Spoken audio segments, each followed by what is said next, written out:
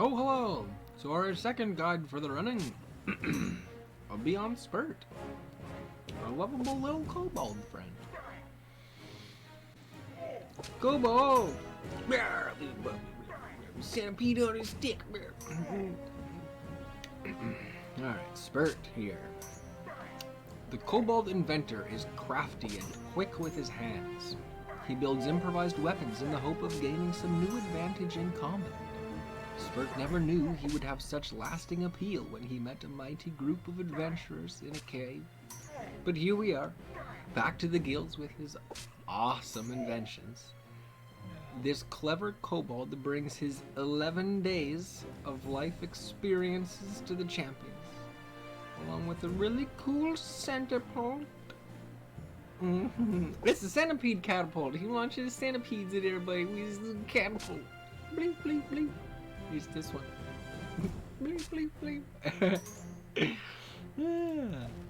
Alright, so he's pretty neat. I'm a big fan of him, actually. I use him in almost all of my... what is this guy doing here? Get out of there.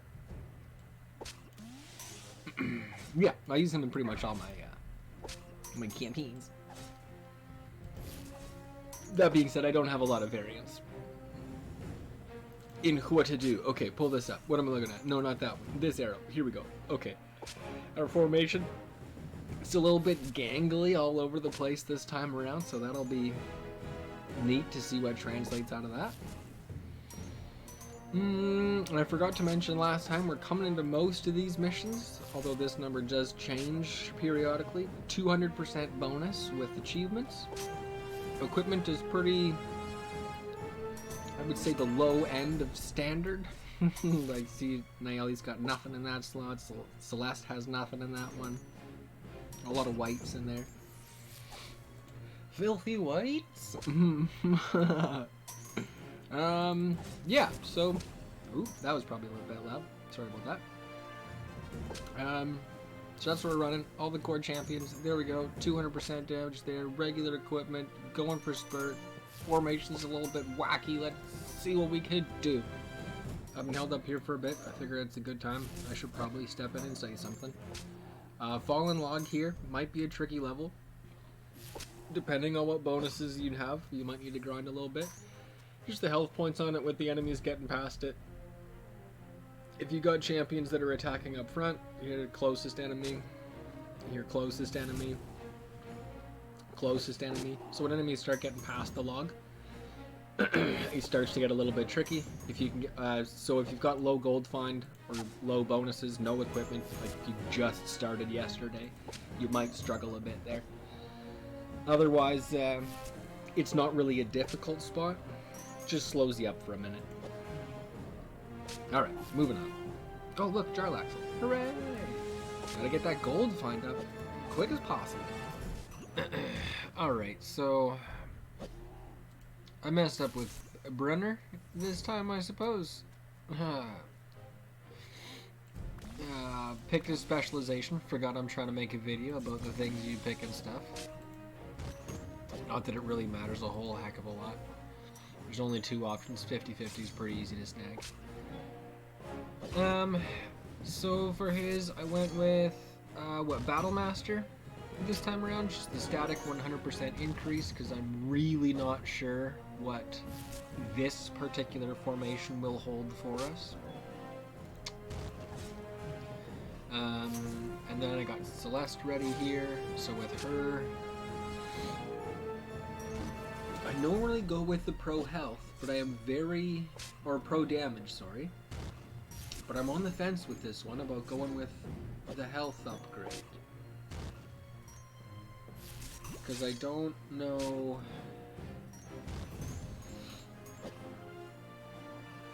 Because I don't know what the formation holds. Same as with Brenner's decision. No, you know what? Screw that. Pro damage. Damage, damage, damage. If you kill them first, you don't need to have lots of health.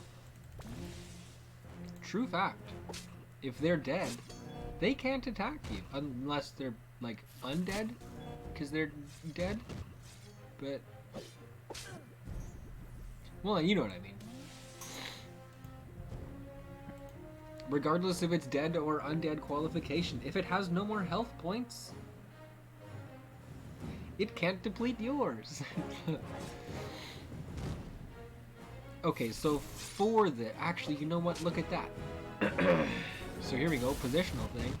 We're going to switch this one, and that's going to do some damage interruptions. We're going to do that one. And since Brunner is our primary damager, we're going to put Jarlaxle down. That changed. Alright, so we'll leave that how that is. And we'll make this switch so that Calliope is in range of Nayeli. There you go, and that formation should probably take us through the boss. Let's find out. Where? Alright. This right here is what... Oh, no, it's my way. And that's the last one. Oh, well. I guess never mind. Huh. What do you know about that? Alright, well... So I had found, in that mission, that I was not doing enough damage fast enough to enough people.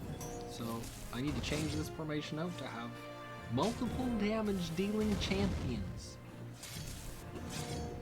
So we're going to do that.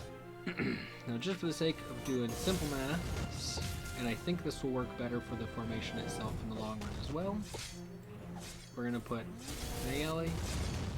Beautiful, that worked immediately. Yep, based exactly what I thought as well. Calliope's going to be up here, and then so those two will buff the center column, and then Calliope has the temporary health on Nayeli as well, keeping the tank alive. Then we're going to put Brunner up on this top slot as well.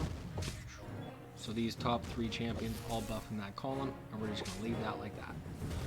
And we're going to work with these spaces down, this group of spaces down here. So, I had Celeste there so that she could buff both champions in that primary column. But based on this formation, she can still do that and be in this back column. She just won't be able to heal Nayeli or my tank line. That's okay. I'm going to take that risk, and it is what it is. And so now we've got Ashara in there as well as a damage dealer. Now Jarlaxle deals better Jarlaxle deals better damage with more people around him. So I'm going to switch him into the middle. You see that go right through the roof. Excellent.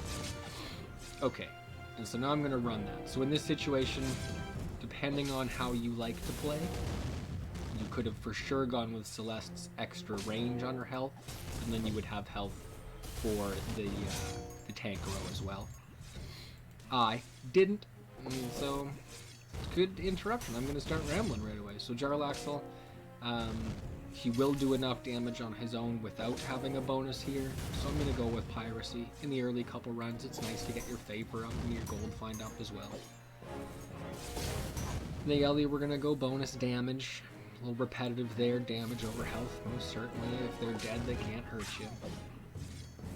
Calliope damage as well. Ashara, we're gonna boost. I'm gonna go with humans because that usually I'm gonna go with elves and dwarves just to see. This one is what it is. And I'm gonna level everybody up, and from the looks of things, I think we're gonna do okay. Everybody's up there is what it is. So Jarlaxle attacking from behind will, yep, there you go, perfect. That's done. Did that. So six-man formation.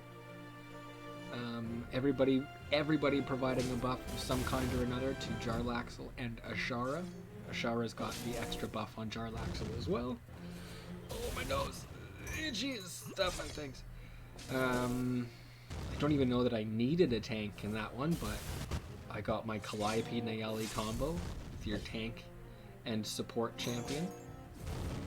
I mean, if you've seen any of my other guys, as per the usual, realistically. And then we're looking at, currently, I don't know how much you need for the boss itself, but I got 63.7 little Qs, which is quadrillions. E to the 16, if you would. And, yeah, worked out. I mean, using ultimates, you could probably run into that boss with an E14, and I think be okay. That's an experiment for another day. So, until then, take care.